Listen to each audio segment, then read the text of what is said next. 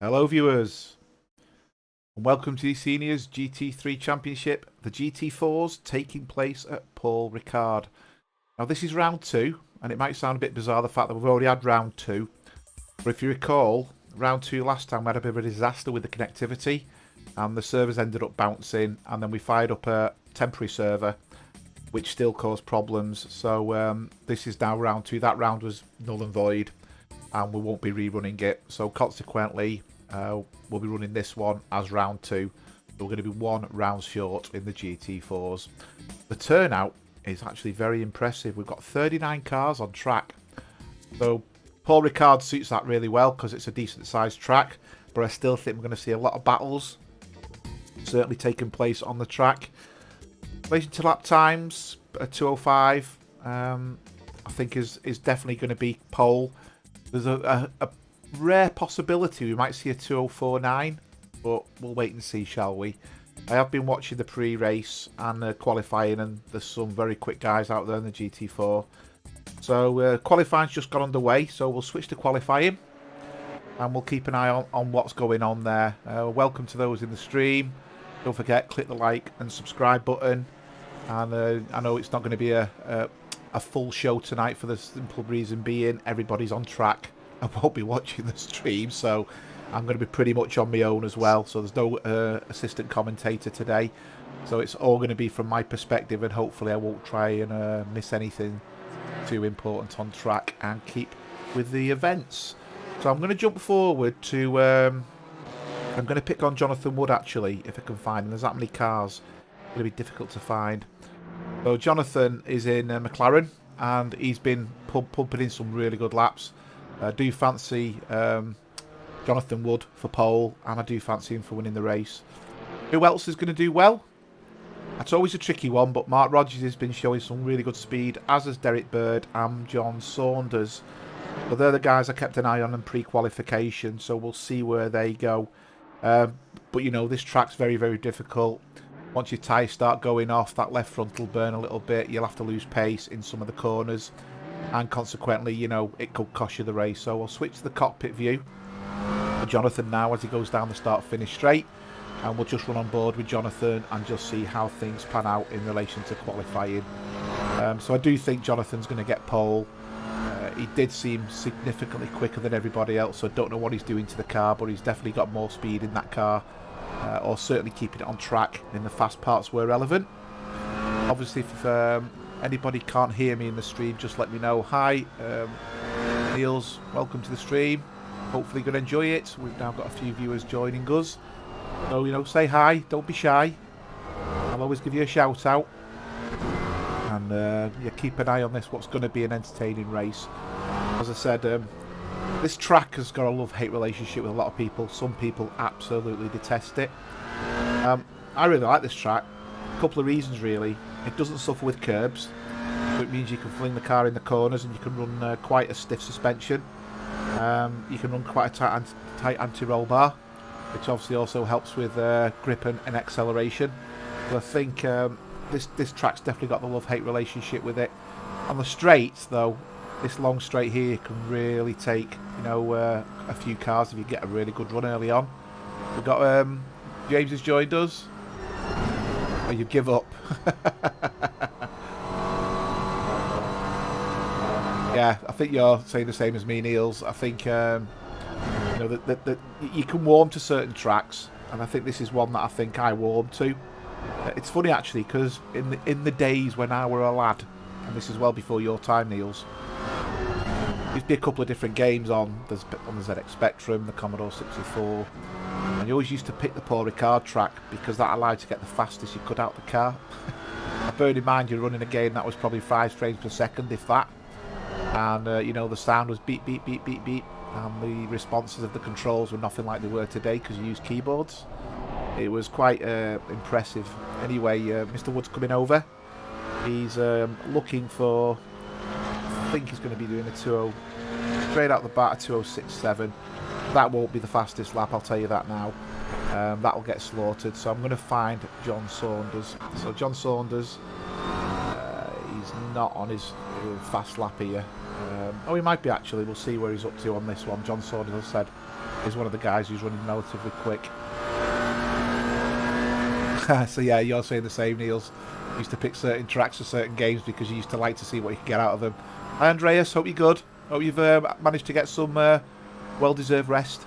I have to admit I was pretty shattered last night. I usually do a late night on Fridays, but I've been, like you, working away this week, and the days have been very, very long, and I'm away all next week, so I called it a night quite early on last night and went to bed early, which is not like me. Hopefully I'll last a little bit longer today, and certainly for the race and for the show. Now Mr. Wood is going quicker again, but I just want to see how I thought I was with Mr. Saunders, but he seems to have disappeared off my leaderboard because he's gone right down. So he will put up a fast lap in, John Saunders, we'll see. But yeah, Jonathan Wood's going quicker again. He was on purples a minute ago, so I think he's going to be going into the 205s. That's what I feel he's going to be doing anyway. We'll see. Let's see what Mr. Saunders is going to pull out of the bag here. And Saunders has jumped right up into pole with a 206.1. So I did say Saunders was looking very quick. So you know that hasn't surprised me in the least. I'm going to sit with Jonathan Wood because he's coming towards the end of his lap, and he's a significant improvement on his previous lap. He's not going to get the 205s just yet, but this is a work in progress. In fact, he's now on the 205s. If he can keep the rest of the lap together, yep, he's going for a 205.8 as we speak. That will definitely put him on pole. But I do think the other guys will start catching him, and there'll be a 205.4 before we know it. So who else can we go on board? One of the first, I'm going to go on board with Don Queen. So Don Queen's just coming up to the bendy bit now, towards the end of the section, if you like. I know he's not, I've completely misread that. He's now getting onto the Mistral. So he's going to get a nice towie. It's always good, this, getting a nice toe, and Richard's realised and moved out the way for him.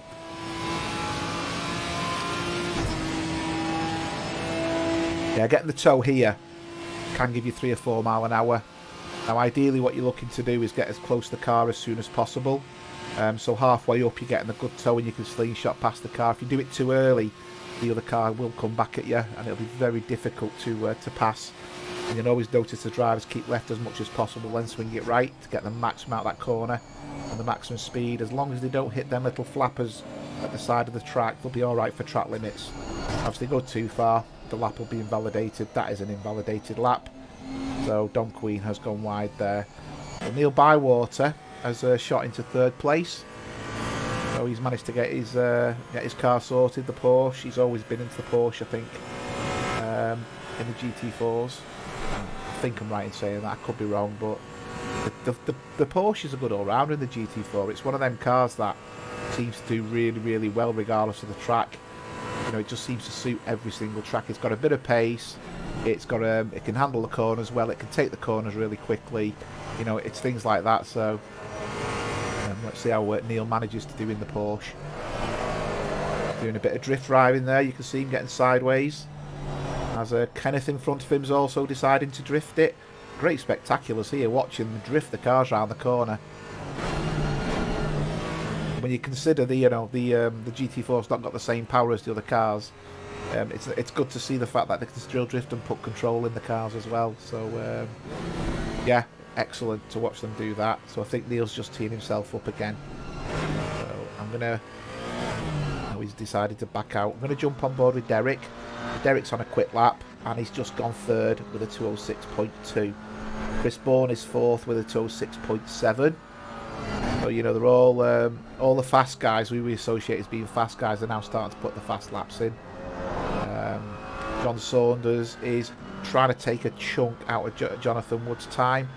He's not purple yet, but he's looking like he's looking for purple.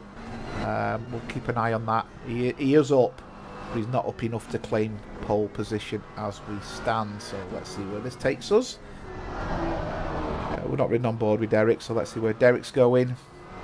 Now Saunders is going for pole. So John and Saunders will switch across to John.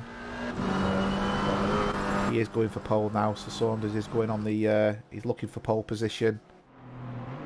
He's 3/10 up. This is going to take him potentially just in front of Jonathan Wood. And that means I think Jonathan Wood will probably want to go again. We've had a bit of a yellow. Lee Ellis is off. So hopefully that's not going to disrupt anything. He is off at the end. So that could be disruptive for some coming onto the start-finish onto the straight. John Saunders has lost all his time and has now spoilt his lap. So I'm going to switch back to Mark Rogers. Mark Rogers is 6/10 up, so he's going for 2:06.4 as we speak. Let's see if he can manage that. Mark Rogers is in one of the PWS cars. Yeah, he's lost a lot of time actually coming around there. No, in fact, he's in the Porsche. My apologies, I thought he was in a PWS car. Oh, he's in one of the Porsches there. I know he is a PWS member, but I don't think they've done the Porsche GT4 in PWS colours. So he's picked, I think, a standard livery of black, blue with white stripes. So yeah, he's keeping himself from going there.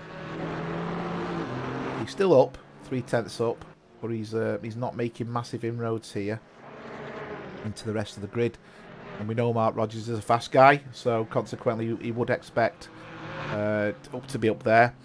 Interesting, I've only seen one driving the 205s. I wasn't expecting that. I was expecting a significant number of drivers. So Rogers has gone a little bit quicker here into the 206s, but he's not really made much headway on the guys in front. Saunders is again looking quick.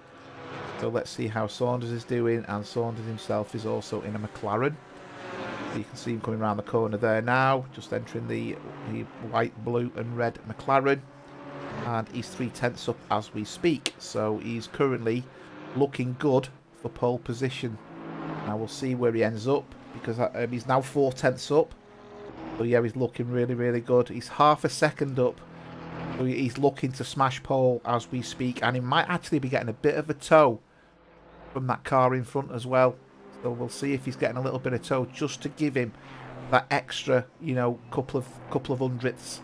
And it's given him another 10th. So he's 6/10 up now. He's just lost a bit there with his braking point. But he's still looking good for it. Yeah, he's starting to lose and deplete time. I'm just hoping the car in front of him isn't causing too much. And there you go, he spoilt his lap, unfortunately. I think the car in front spoilt his time. So at the moment, Wood's looking good for pole. Have we got anyone else on a flyer? Eric Dont is 4/10 up, but he's not really looking for. He's not going to be gaining up the table massively with this time. We might gain one place, and has he done so? He has indeed. So Eric's got into the top 10 there. He was 10th. He's now 9th. Derek's the other man on track. He's 1/10 up as we speak. It's not quick enough to give him pole, but you don't know where this lap is going to end. So as it stands, it's going to be Wood, Saunders and Bird, I think, because no one else is doing quick laps. Coming over, he's only 1/10 up. This could put him in second, but I doubt it. Oh, he's lost his time now. So he's got the option to go again and do another lap. And Jonathan Wood's going again as well. So Jonathan Wood's decided he's going to see if he can put another lap in. And Jonathan Wood's just in front of Derek Bird as well. So we might actually see the pair of them together on track at some point. And neither of them are making headway into that lead. They're both running static positions at the moment. Their times are static. So as it stands, it will be looking like Jonathan Wood is going to gain pole. And Derek Bird has spoilt his lap. And he's now decided to off track. But the only other person who can make inroads now is Mr. Rogers in the Porsche. So we'll see what Mr. Rogers is doing. He's not gaining as it speaks, and Jonathan Wood spoiled his lap. So qualifying is over for Jonathan Wood as well, interestingly. So, yeah, there's only really Mr. Rogers who can gain anything here. And he only needs to gain a 10th to put himself into 4th place in front of Mr. Bourne. Mr. Bourne is out on track, and he will get another lap in. So Mr. Bourne will get a lap in because he's out on track and he's coming towards the start-finish straight. So I think we might see Chris Bourne just ease up the table a little bit. We've got less than a minute to go now. As I said, Chris Bourne's just about to start a new lap. And there we go. Chris Bourne's got a new lap to do with 40 seconds on the clock. Mark Rogers has lost time now, so it looks like he's not gaining anything. He's not going to do anything. So we'll just go on board with Chris Bourne. The problem Chris Bourne's got with the Ginetta, it's great in the corners, but on the Mistral, it's about 10 mile an hour down and everything.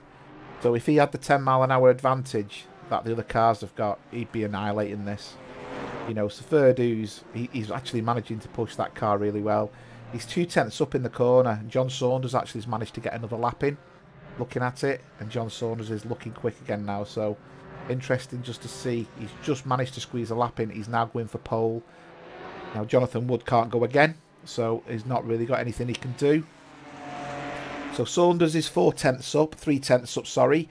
Chris Bourne is 2/10 up. Chris Bourne needs 6/10 to even make a dent in the third place position in front of Derek. So he could push Derek down, but he's going to be flagging on the straight. His car's just not going to do it on the straight here, so he's really going to be behind. And I think anybody racing Chris on the straight today, you'll see the speed differential. They'll literally just walk past him. But as I said, that Ginetta in the corners is fantastic. It's a really nippy car in the corners. It sticks to the road. It goes around really quick. And it's a really good car to handle. As I said, it just lacks a bit of performance. The qualifying's literally over now. We've just got a couple of cars on track. Chris Bourne's coming round. He's 1/10 up. John Saunders is looking good for pole position. Chris Bourne's lost his time. Let's see if John Saunders makes it. He's half a second up. That will put him on definitive pole. Let's see if he does it.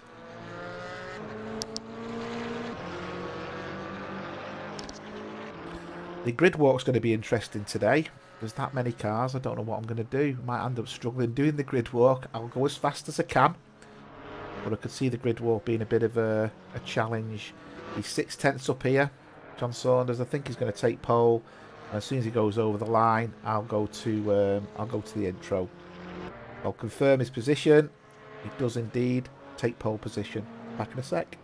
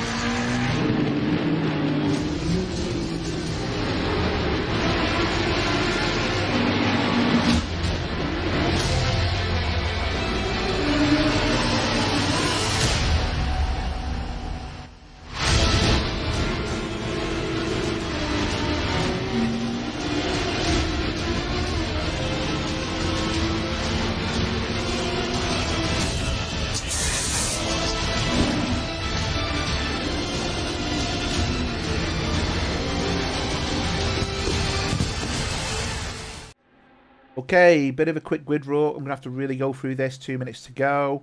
We've got John Saunders on pole and Jonathan Wood on second place, both in the McLarens. Third place is yet another McLaren, Derek Bird, and then Chris Bourne in the Ginetta. We then have Mark Rogers in the Porsche and Neil Bywater also in the Porsche. We have Johan Larsson also in the Porsche and the first of the BMWs of Mershe Paunov. Eric Dont in a Porsche, and we have Daniel Britos in a McLaren. Great position there, Danny. Danny Holtz is in a Porsche, and Peter David, great qualifying by Peter in the 559 car there. We have the Audi of Nikos Margaritis. Welcome, Nikos. Good to see you on track. And Robert in the Porsche. We also have, that's an Alpine of Steve Howells and Krista in the Mercedes. We have Becca Lorem in the McLaren, and we have Ian McFarland in the Porsche. We have Terry Trowbridge in the Ginetta. And we have John Pettier in the Chevrolet. We have Mike Mileski in the Mercedes, and we have Mape Kansund in the Porsche. We then have one of the PWS Astons of Mark Christopher and Richard McKay in a Porsche. We then have Jeremy Arabas in a BMW and Hugo Caballero in a Chevrolet. We then have another Ginetta of Don Queen and Bruce Hopkins in a Chevrolet. We have the BMW of Melvin Garland and Kevin Torrance is driving. I think that's the KTM Crossbow. We have another Ginetta of Ollie Lenortner and Dimitri Stathis also in the Ginetta. We have another crossbow, which is Aaron Shannon and Joe Bekovac in the Aston Martin. We have Kenneth Lingome in the Porsche, and we have Andy Skelton in the McLaren. And I think I've actually got the cars mixed up here a little bit, for my apologies. So that's Andy Skelton in the Chevrolet, Manuel Sosa in the Aston Martin at the back. We've got John Collins. There's just too many cars for me there to concentrate on, so very difficult for me to concentrate on which cars I had selected. There's purely that many of them. So, ready to go. Managed to get them all done. Just.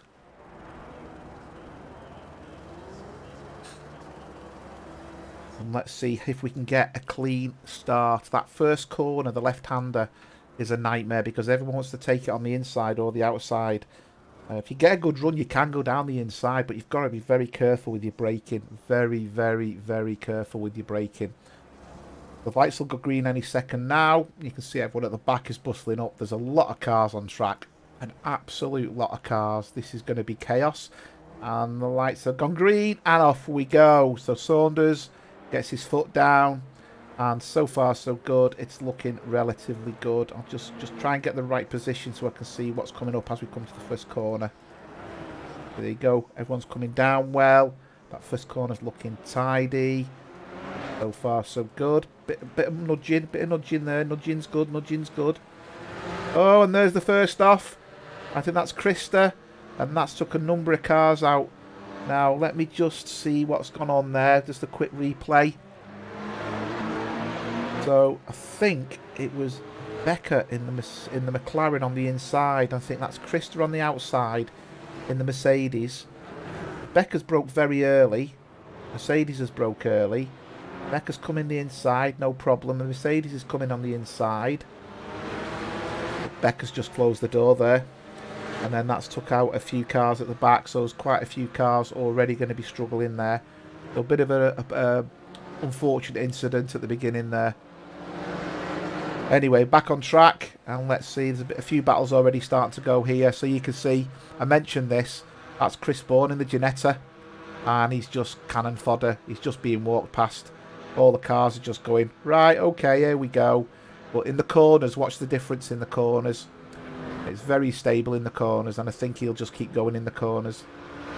And in fact, he's catching the other cars up, so you can just see the difference in the corners. But he's a slam to the water on the straight. Luckily, there's only a couple of tracks with straights like this, so he was aware that, you know, you've got to really do the best you can under the circumstances. There's already a gap of just under a second at the front between John and Jonathan Wood. And look at the grip he's got there, Chris Bourne, compared to Mark Rogers in front. And we saw Mark Rogers passing quite easily, but that's quite, you know, there's a lot of grip there. I think we'll get Merche passing him on the next straight as well, if he can get close enough.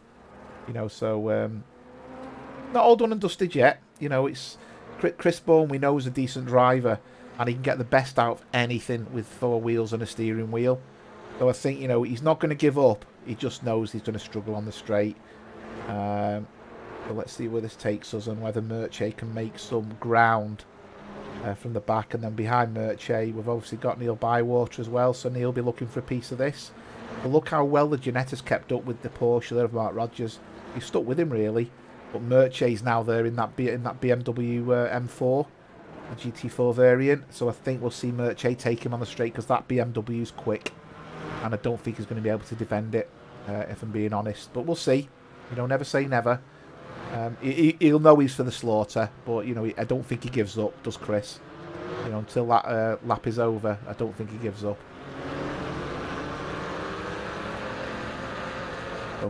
Are we going to see? I'm going to go on board with Merch, and we're going to see it from Merch's view, just to see how quick he's catching. So this is where the Ginetta starts topping out now. So you can see Merch is looking for it. He's going to make the great pass. Is he going to make it stick? He's going for the inside. He's going to make it past easy. So you can see how quickly he's cleared him. That's because that Ginetta's now hit the rev limiter. So in the next lap, if he's under pressure, what we'll do is we'll jump on board with Chris Bourne and witness the rev limiter banging its head out of the pistons in the engine. But look again how quick Chris catches him up under under braking through the corners. So, you know, if that straight wasn't as long as it was, I think Chris Bourne would have been in a good position because he's got the quicker car in the corners. He just really can't. In fact, oh, Merch has made a mistake there. We're going to see contact. No, a lot of respect driving between the two of them. Chris Bourne obviously on the outside. Now moving into the inside, trying to go up the inside of that bend, but he's not going to make it stick. And I think Neil Bywater's going to be the next one for the taking. So what we'll do this time is we'll jump on board with Chris Bourne in a minute when we get to the straight and see how quick it gets on the rev limiter. You know, in relation to full tilt, if you like, best way to describe it.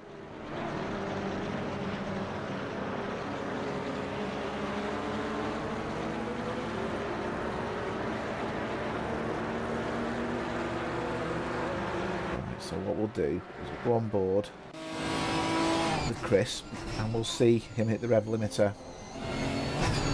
You can see Neil's really gaining on him. I mean, he's sticking to Merche there. As soon as you get on the straight, you've just got to see Merche disappear.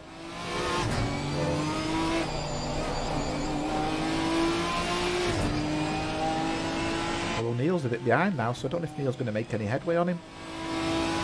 Let's just see when the rev limiter kicks in. There he is in 5th gear. He's going as fast as he can. That BMW's already pulling away. He's now in top gear. And you just know it's not got the legs. And very soon it'll start hitting the rev limiter. There you go. He's now hitting the rev limiter. He cannot go any faster. And look at the speed Neil Bywater's gaining behind. Neil Bywater's going to go past him like he's not moving. Well, he's not going to go past him, but he could have done. So it's topping out quite early on the straight there. I think that's quite significant in this race. And I think we can see Chris moving down places as a result of that. As each car catches him, he's going to get past. Saving grace behind Neil. There's a gap of 2 seconds. I'm going to jump to the back here because there's a bit of a battle going on between a couple of cars. So Mark Christopher, who's found himself amongst all the cars because of that incident early on, is now fighting. So he's alongside Mappe Canson there. And then behind Mappe, we've got Mike Molesky. Mappe's not giving up. So I'm just going to stick with Christopher here. So what we don't know is if Christopher's got damage on his aero. And that's causing, as you can see there, Mappe's looking very, very quick. Although the bonnet does look up on that Chevrolet. So I'm not too sure whether he's got damage as well. But he's sticking to Mr. Christopher. Which means when he gets to the straight, Mr. Christopher could be in trouble. There's a few cars there. So Mike Molesky's there. In fact, there's quite a bunch of cars. There's 2 trains here of cars. There's that train. And there's that train. So this is going to be interesting, this. Christopher's obviously got a bit of power there. So I don't think his car's damaged too much. He might be alright on the straight. He might just get a good break on the straight. So I'm going to jump back to the group behind where we've got... This group is basically Mike Molesky in the Chevrolet at the front. We've got John Pecher in the... I think that's the BMW. And then we've got the Aston Martin. I think it's Jeremy in the Aston Martin. I could be wrong actually. And Becker at the back. I think that's right. Could be wrong there, but we'll see. Just trying to look at the numbers at the side of the cars. Just to work out where we are. So we're currently with Bruce, trying to work out who we're with. Number 21. Arabas. Oh, so my timings are different to what's in the game at the moment. So I'm feeling confused because I am. That's Jeremy, BMW. That's why I was getting confused. Bit of change going on at the front. Mappe Canson's took Hugo, and so has Mike Molesky.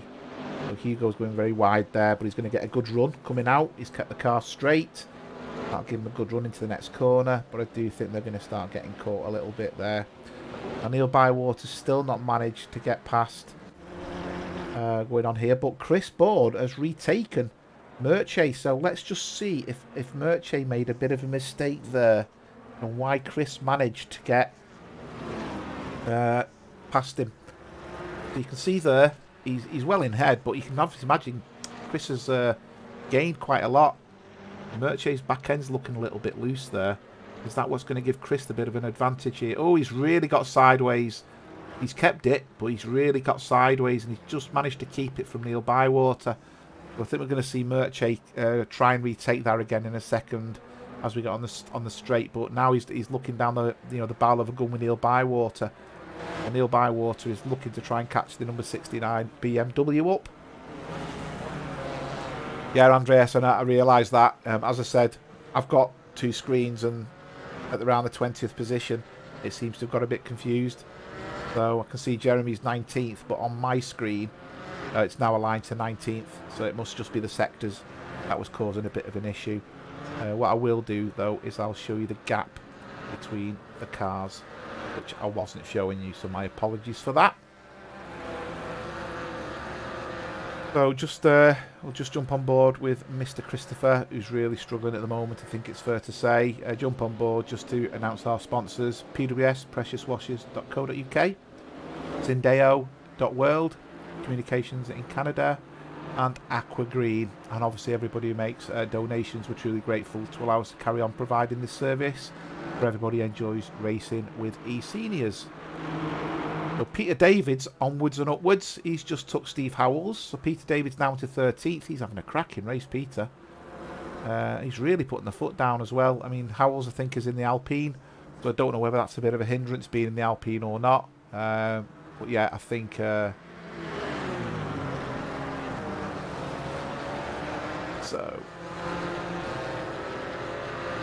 who else is doing well on track?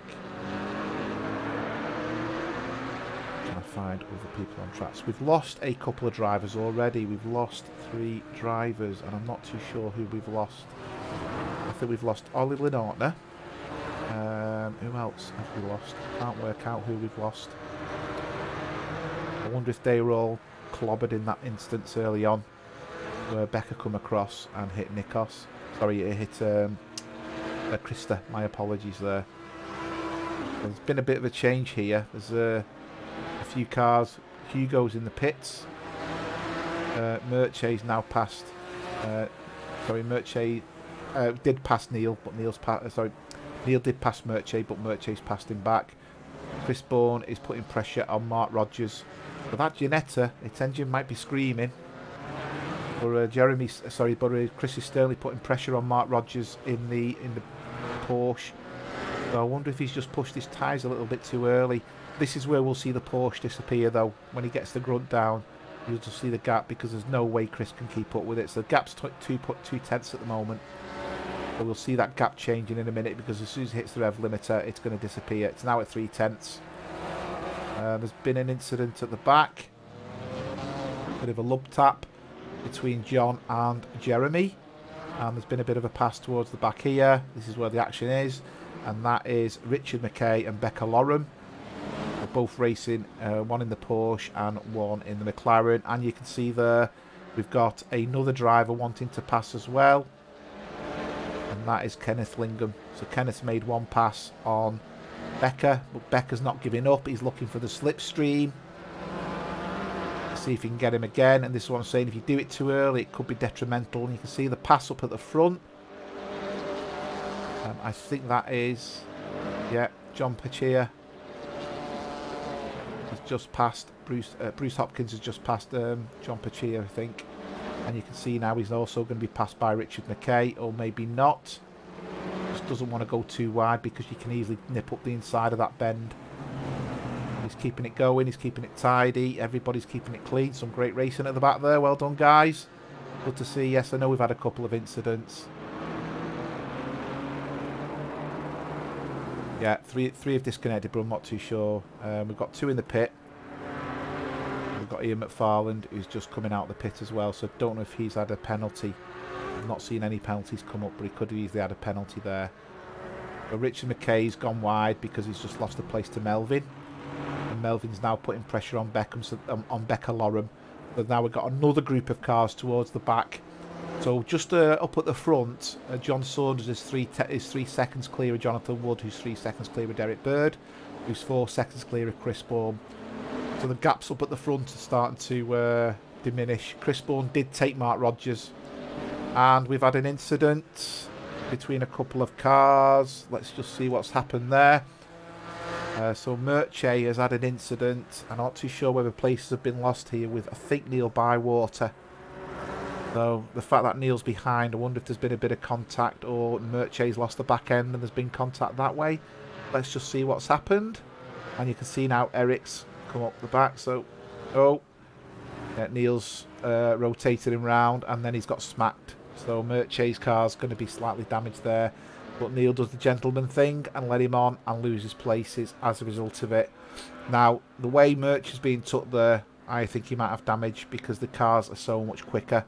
Neil drifting it round that corner. Although Merch has now got his foot back down and is chasing Danny Britos. So Danny is in 8th position. He's having a great race, is Danny. Neil's not giving up. Neil definitely wants that position off Merche. I'm going to say by hook or by crook. Obviously the contact was not deliberate. That was an ever so slight misjudgment on brakes. But it does look like Merche's bonnet's up. So that contact from the car that hit him as he come round the corner, I think has damaged Merche's car a little bit.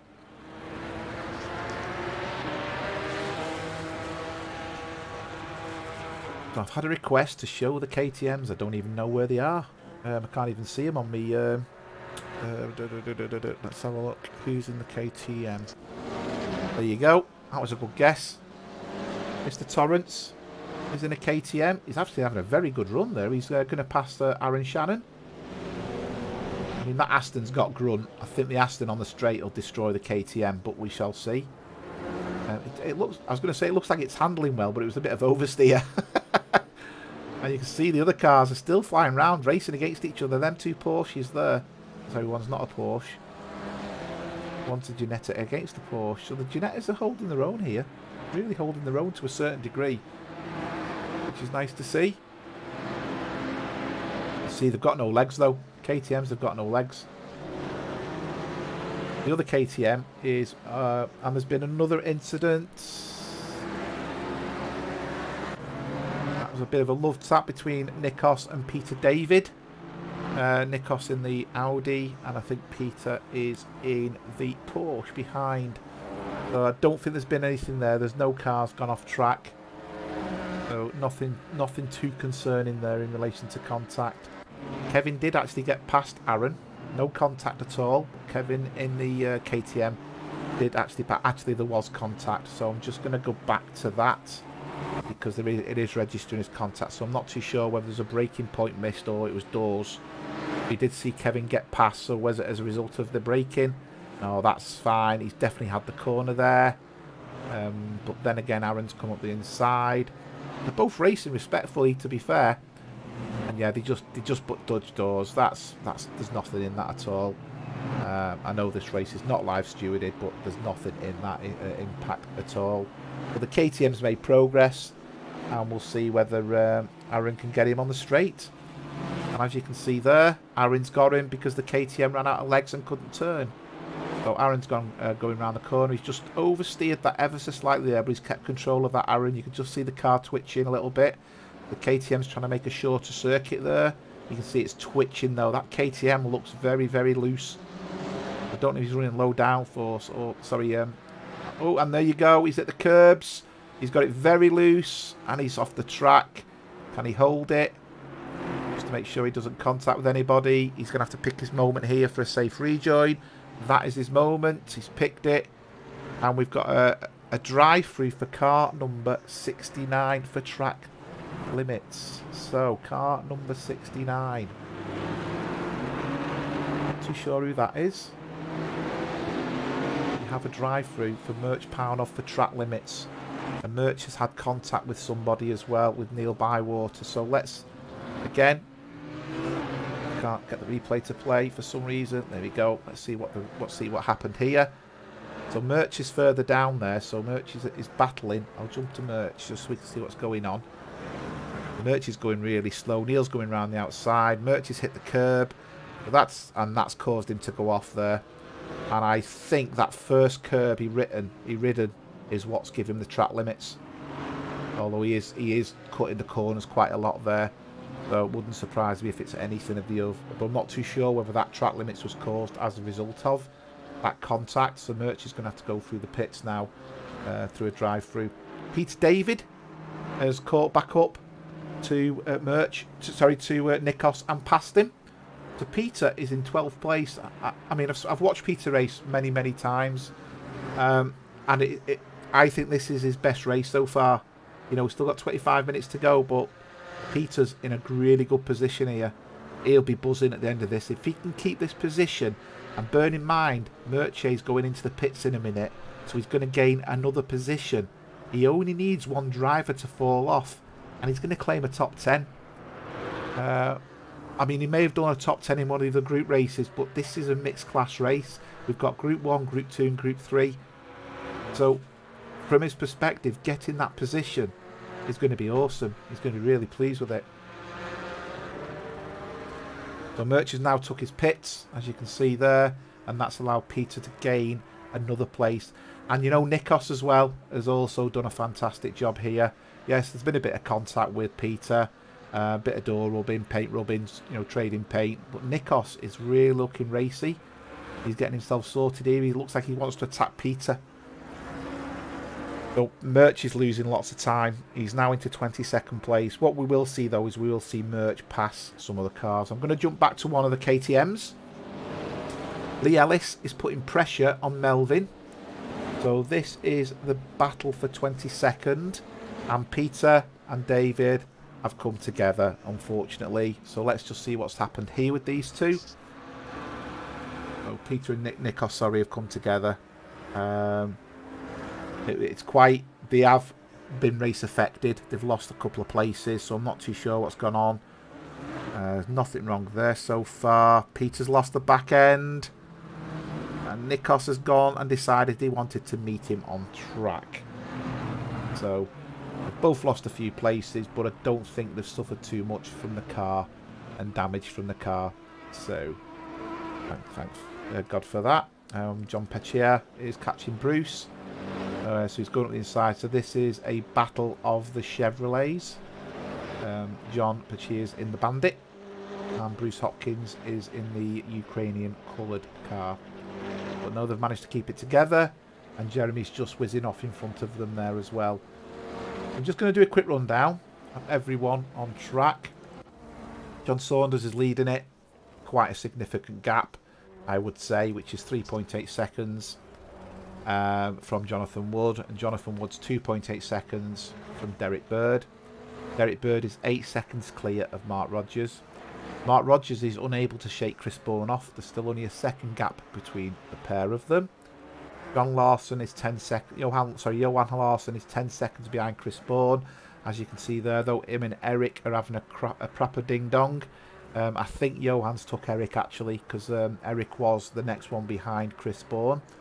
Neil Bywater has just took Danny Britos. So this is a bit of a battle going on here. So Danny Britos is now being challenged by Robert Abando in the Porsche. So Robert's going around the outside. Are we going to see contact? No, again. Excellent driving from both of them. Just need to get the car rotated into the corner. And obviously that race continues. Behind them we've got Mark Christopher 10 seconds down. Bearing in mind he was hit early on. He's having a fantastic race. Steve Howells is a second behind, as you can see there quite easily. Mape Kansund is 2.5 seconds behind in the Porsche. Mike Molesky is just behind him within a second. And Peter David's catching the Pervin up. He's now 1.3 seconds after there's a bit of contact and is off. Nikos has lost a bit of ground. He's nearly 3 seconds behind. And Jeremy's 5 seconds behind Nikos. Becca Loren is 1 second behind Jeremy. And Bruce Hopkins, who's just passed Kenneth Lingham, is 3 seconds behind. And Kenneth Lingham, as you can see there, may have made a mistake. And it'll be interesting to see if Kenneth is going to make a pass on Bruce here. So Kenneth's going wide. He's taking the outside line. Is he going to have the legs to pass the car? We know that McLaren's quite quick. I don't know how it stands in relation to the Grunty Chevrolet. He's made the pass. That pass has been clean. And let's see how he gets around the corner before we switch and carry on going through the drivers. Yeah, very tidy corner. We're a bit wide there. That's the track limits. That's definitely a track limits warning, that one. So we'll keep an eye on him. Melvin Garland is 1 second behind. So Melvin's looking to move forward. John Pachia is 1.3 seconds behind in this gaggle of cars. Lee Ellis in the yellow and black KTM. And Terry Trowbridge in the Ginetta behind. So good variation of cars, to be fair, which is nice to see. Krista Hjort, who was caught out very early on with Becker, is 6 seconds behind them. And Aaron Shannon is half a second behind. And 1 second behind is Richard McKay. Andy Skelton is 5.6 seconds behind in the Chevrolet. Dimitri Stathis is 1 second behind in the Ginetta. We then have Manuel Sousa, who's in the Aston Martin. He's 2 seconds behind. John Collins is 2 seconds behind, and it's just gone very wide and deep there. Kevin Torrance is 7 seconds behind in the KTM, so he's lost a lot of ground now. Merche is 32 seconds behind after his drive-through penalty. Joe Becker-Vatch, I can't tell you how far behind because his time isn't running as relevant because I think he's a lap down, as is Ian McFarlane, so I can't give you the gaps on them. My apologies. Well, the battles are still going on. This battle here is Terry and Lee. So Terry's in the Ginetta, and we have a drive-through for 138. So who's 138? Mike Molesky's got a drive-through for track limits. So that's for track limits. Mike Molesky has got a drive-through penalty.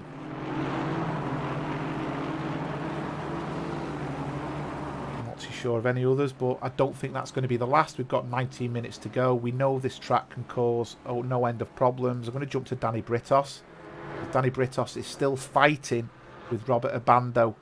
Robert in the Porsche. He's having a great race, is Robert. Danny's not giving up here.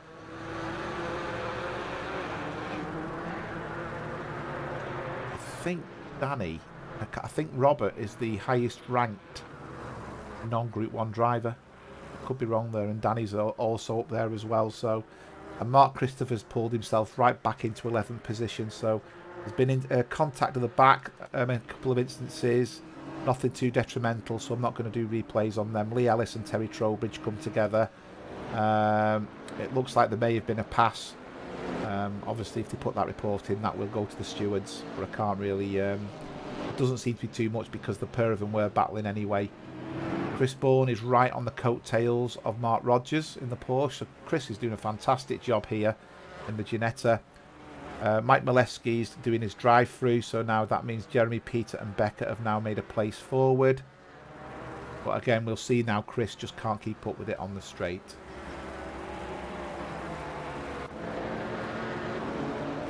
This battle's still going on. A couple of passes going down the inside there. I think that's Ian McFarland in the white Porsche. So I think he's just keeping out of the way at the moment in the number 7 because he's not racing for position there. He just needs to let the guys get on with the race in front of him. So far, you know, good driving there. Driver 138 has had the drive-through cleared. So Mike Molesky's been into the pits and come back out again. So good stuff there. All obeying the rules of the game. All obeying the rules of eSeniors. See how Mr. Christopher's doing now, catching the cars up in front. So he's changed the gap down to 9.7 seconds to Danny Britos. We know Danny's quick though. So and the current lap times is Danny's running on a faster lap at the moment, and he's still putting pressure on Robert. But that position might be a bridge too far for Mark Christopher. So once again, PWS, preciouswashers.co.uk, proud sponsors of eSeniors, along with Sendeo.world, communications firm in Canada, and Aqua Green, who are related to the PWS brand, and obviously all you wonderful people who sponsor, who donate to the group as well, keeping us going. Don't forget we do have a store, a bonfire store, which is basically some, you know, merchandise, caps, t-shirts, hoodies. They all contribute to the group, and you can see Mark there is drifting that Aston round the corner. If you fancy an eSeniors top or want to be part of it or want a cap, visit the store. There's a link on the website and pick some good merchandise. My shirt arrived this week. I was going to wear it for the show afterwards, but the wife's put it in the washing pile and it's got more creases in than a creased t-shirt, so I've decided against wearing that this evening. So sorry about that. I'd love to wear my own brand, but I can't do it. So Chris Bourne is still putting pressure in the same place on Mark Rogers. He's not going to get past, but he's not giving up. So if Mark Rogers does make a mistake, though, I do think we're going to see Chris capitalise. But it's important Mark keeps it on track, really.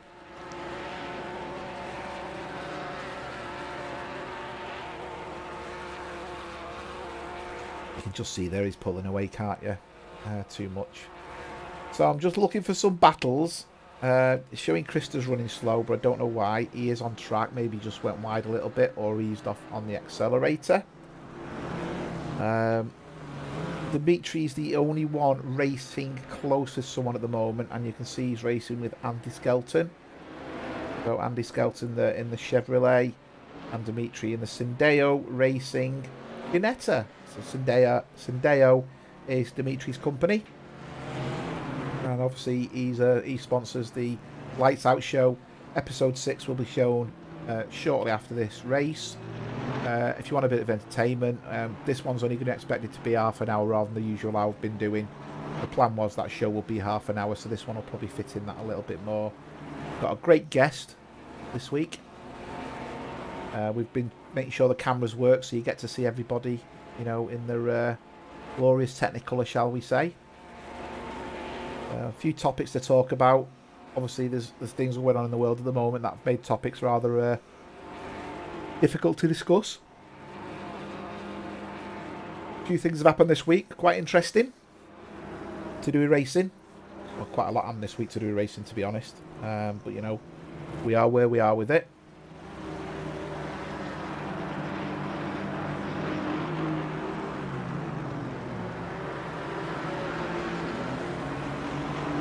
I'm going to jump forward to Peter David. No, I'm going to jump to Terry actually. So Terry's still putting pressure on the KTM here of Lee. You mentioned, Niels, the KTM. I don't think it's doing too bad a job actually. It might be a bag of spanners to race, but it's holding its own against the cars here. We know the Ginetta's quick because we've seen Chris Bourne in it. Yeah, I know, anything you put Chris Bourne in's quick. But yeah, he's doing a good job there, to be fair. Mark Rogers makes that slightest mistake and he's off. Now, interestingly, the tyres do start going off within the last 15 minutes, so are we going to see that starting to be part of it? A couple of cars in front.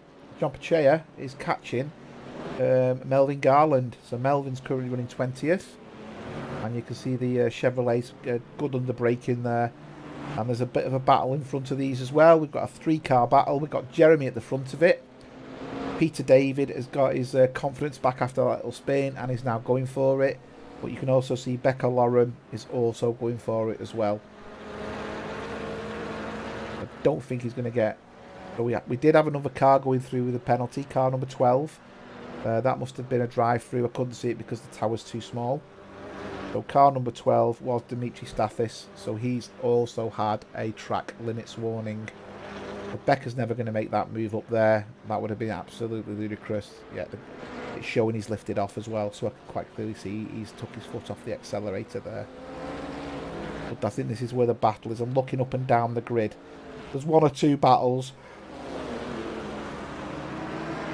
This by far is the biggest one, or the closest one, shall I say, and it's obviously got a few cars involved in it as well.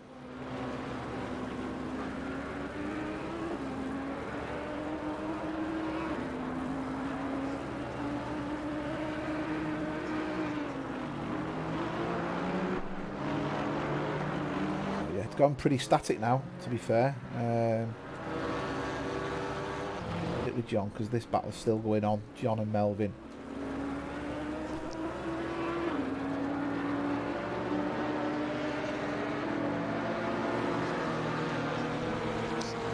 You can see the bunch of cars behind. They all just seem to catch up in that corner. And then the concertina effect kicks in. I mean, Melvin's in the best position, obviously being in front of them all. It does look like, though, to be fair, John Petch is good under braking and there's no fret. I know we've had a couple of instances, but actually it's not been too bad. And we're still running 36. So we do have Hugo in the pits. Hugo's obviously, and I think Hugo went off early on through contact. And car 97 has got track limits, and if I'm not mistaken, 85 has got track limits as well. So 97, I believe, is Terry Trowbridge. And the other one is car 86. And there's been contact there, as you can see. Let's quickly go back and just rewatch that. Yeah, we missed it. So I think that was contact from behind. Terry Trowbridge has also been involved in that. So car 86, I think it was, which was Kevin Torrance. Was caught in that as well. Yeah, Kevin Torrance has got a drive through for track limits. So 2 drives with track limits. Yeah, I missed it, Niels, thanks. I was trying to do the track limits warning. So a couple of cars just... and I'm wondering whether this is just the tyres starting to play a little bit of a game on the cars now. I did say the tyres starting to go off. Terry's there racing, but he's going to have to go into the pits for his drive-through. Krista's done a fantastic race here because he went off at the beginning. He was hit and he was further down than Mark Christopher. He's got himself back up into 21st. He's just got on with the race and got his head down and battled with it. Now Mr. Sousa, it looks like he's trying to take on the KTM. That KTM's gone very deep. He wants to be very careful in the KTM, Kevin, because if he gets another wide, he will be disqualified. The last thing you want to do is when you're already under a drive-through is make another mistake, because you will get a disqualification. So he's got to pick his lap in here. I'm going to go to Kevin because he's going to have to. He's going very, very wide there. He's really risking it. He gets it wrong. That's his race is over. It's nil point. So I don't know if it's just because the car's loose or what, but he really needs to consider going for the drive-through now. And he's not going for the drive-through. I think we could see a DSQ here. I'm going to keep on board with Kevin here. You can see Terry's just served his drive-through. If Kevin makes a mistake, I think we might see a first DSQ in game this season. And it will be given by the game. We've no control over that. But we can't clear it, and he will be teleported straight to the pit. So, yeah, I think he's playing a dangerous game here, is Kevin. Staying out on track. And that was a very, very, very deep cut there. He looks like he's got away with that. If he's not gained any time, yes, he's got away with it.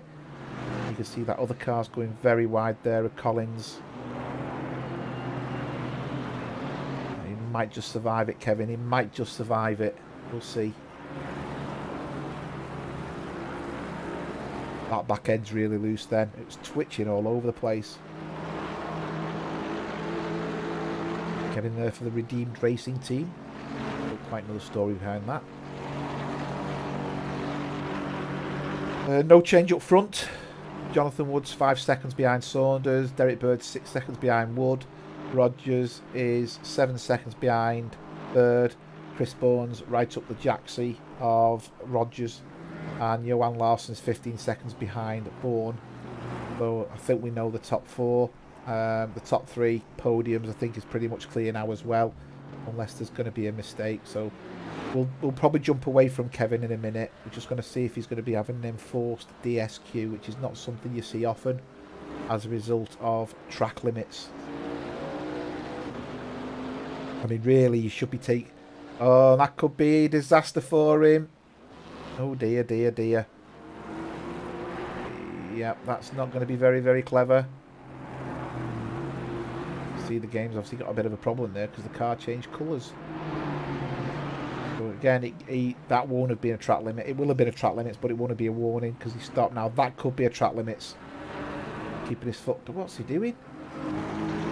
Where's he going? I think he's quitting. He's parking up, isn't he? Is he? He's moving.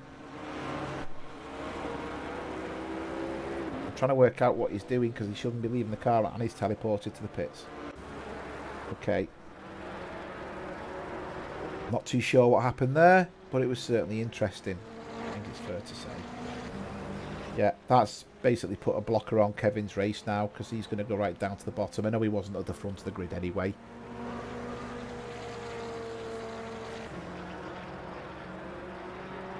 Chris Bourne's doing a fantastic job in the Ginetta. I've been chatting with Chris Bourne for most of the day. I'll explain later on lights out the reasons why. A good bit of a laugh actually.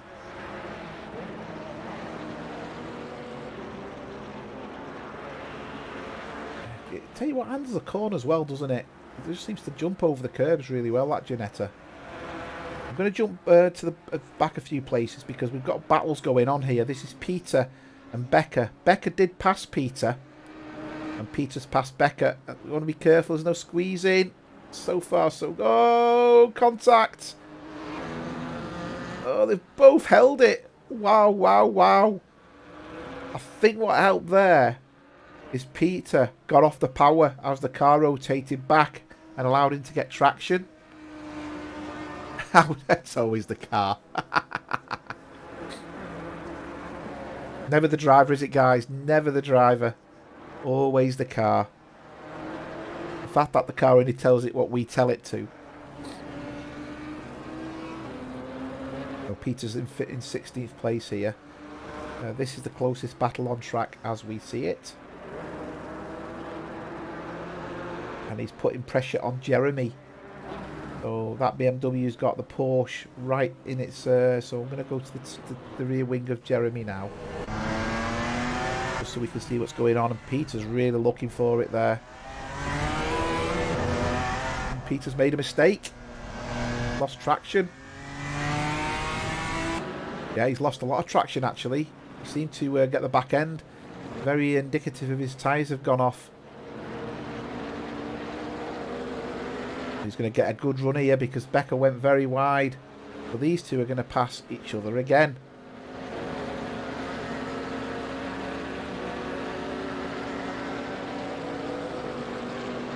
God, I thought I was going to hit him then. I'll bump draft him. Let's see what happens. Are they going to both get round? Power of wills here. Fantastic. I never thought that'd stick. Wow. Great racing. Great racing indeed. Oh, and the Porsche is drifting. I tell you, he's having some great fun. Is Peter in that Porsche, isn't he? He's drifting it. He's letting the back spit out and all sorts. He's going to be... I think he might be a bit sweating after this one. Will Peter? What a battle. Absolute fantastic. 3 minutes to go. The front three are as they were. Jonathan Wood has took a second out, and we can just see there Kenneth Lingham's gone wide, and these two are still at it. Oh, there's contact again there, and they're both living to fight another day, but we're going to see Bruce Hopkins go down the inside. Let's be careful there. Peter's giving room, to be fair, and the balance has gone back to where it was with Peter in front. A couple of instances there where the cars have made contact, but the drivers have given the positions back, or they've just fallen that way. So it's still good to see. I think we're going to see the McLaren take the Porsche on the straight. I'd be interested to see where the Chevrolet comes into play as well, because Bruce is just sat there waiting, watching this, thinking, I can't wait for this. I can't wait for this. Something's going to kick off. I'm going to go to Peter's car. That Chevrolet's really looking at Becca's car now. And this is the rear view of Peter's car. So we'll let on the straight and we'll see how they go on the straight. So he must lead himself onto the Mistral now. Is that McLaren going to have the grunt? Big crash in 3, 2, 1. Yep. Could almost predict it, couldn't you then, Niels? He's not gaining, is he? That McLaren's not got the legs. Which does surprise me somewhat. I really thought it would have the legs there and catch him, but no, not at all. And of course, Becca's now got to look in his mirror, because he's got the Chevrolet of Bruce Hopkins behind him. So, you know, Peter might get a bit of a respite here because that Chevrolet's putting pressure on Becca now. So let's come to the rear view of Becca's car and watch the battle unfold with Becca and the Chevrolet.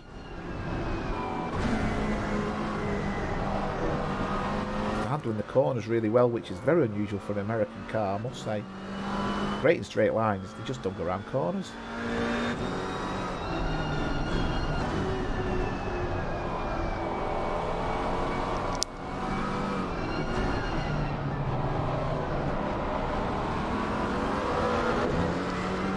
Going to change up the front, not at the right at the front.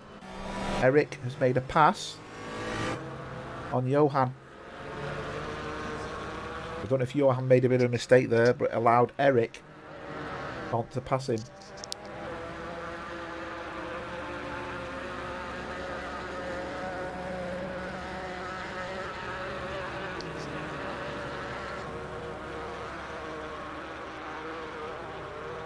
Last minute.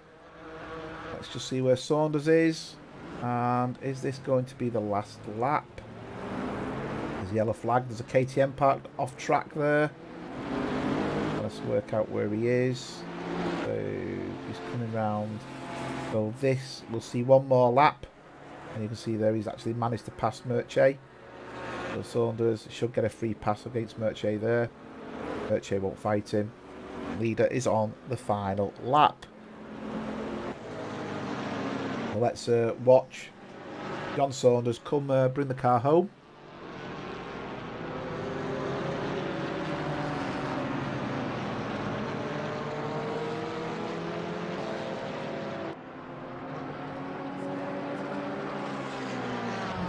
Get ready for seeing where this goes. Been quite a clear run. He's eased off a bit because Jonathan Wood's caught him up. Jonathan Wood's within 3 seconds now.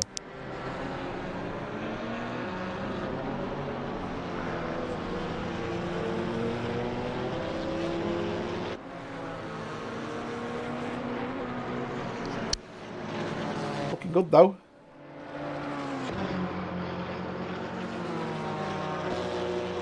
He's led from the start, to be fair, Annie. It's one of them that if you're in front on this. He did. Andreas Christopher's done really well. To be fair, Mark Christopher has as well. Mark Christopher also was tied up in that incident early on. He got hit side on, and he's managed to get himself into 11th place as well. You know, so I think Mark Christopher's done a fantastic job, as well as Christa.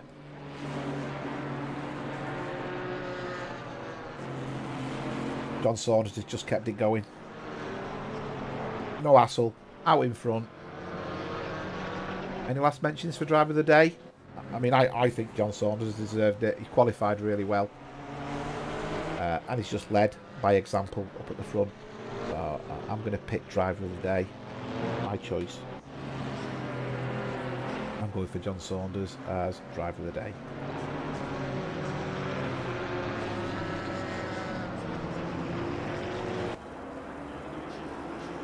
As you can see, that sticks it right in front of the car, so you can't really see what's going on. Saunders makes it. Closely followed by Mr. Wood. And then we've got Derek Bird coming over. And there you go. So there's our podium. Saunders, Wood and Bird. Well done, guys. Fantastic. So let's just keep on with Mark Rogers as he comes over. Eric Dont is the next one to come over. So Eric's done well there in 6th place. Oh, nearly contact, nearly contact. A drag race to the finish. Eric's just beat him. Neil Bywater. Robert Abando. Great race there, Robert. 9th place. Well done, Robert. He must be happy with that. And then Mr. Britos. Danny. Well done, Danny. There's been an incident on the last lap between Becker and Peter David. Steve Howells finishes, then Mappy Kansund. As soon as he was in the pits, that was a great recovery. Nikos in 14th place in the number 21 Audi. Well done, Nikos. Then we got Jeremy in 15th place. And this gaggle of cars, we've got Becker, we've got Bruce, Kenneth, Peter, Krista, as you say, made a battle back up to 20th. Melvin Garland, who's battled with a couple of different cars. Richard McKay's now on his backside, so them two are finishing next to each other. Aaron Shannon looks like he might have run out of fuel. He's not filled it to the end, and that means he's going to lose places. So that's a bit of a shame. I'm just trying to work out. Yeah, he's run out of fuel. Andy Skelton. Great livery that for that Chevrolet. Oh, who's the one who's the Oh dear, dear, dear. The number 30. Who's got that wrong? Manuel Sousa. Sousa stopped. Skelton's going again. Oh dear, dear, dear. Kevin Torrance never. Kenneth Lingham got a 30-second penalty for ignoring a drive-through, and Kevin Torrance has got another drive-through. He actually ended up in the pits in the end, but that drive-through stood. And that is the race. Thank you very much. Take care, everyone. Bye.